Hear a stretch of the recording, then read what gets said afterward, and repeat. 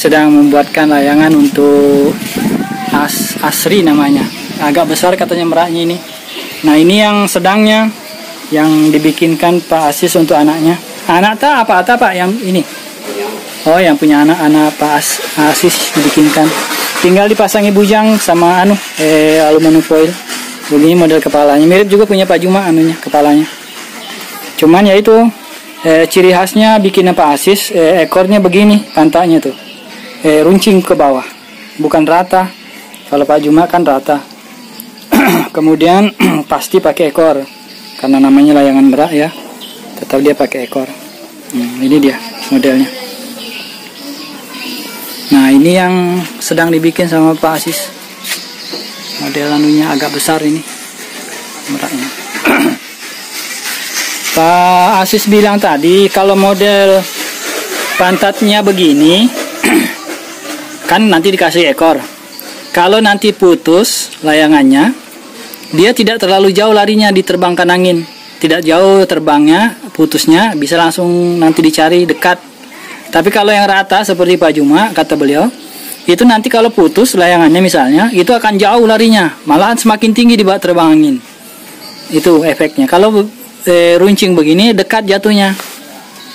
Ya, begitu ya untuk menambah pengetahuan kita. Nah, ini. Nah, ini model kepalanya cantik juga.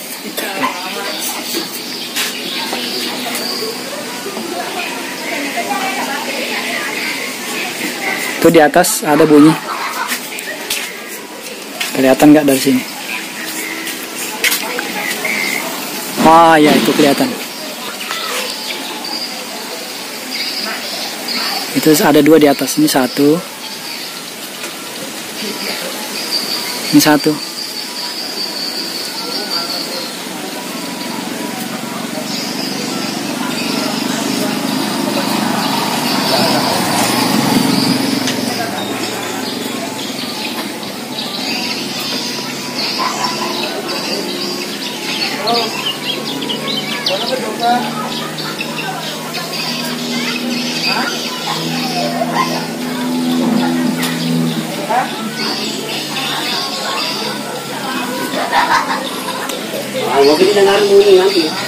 Yang mana Pak?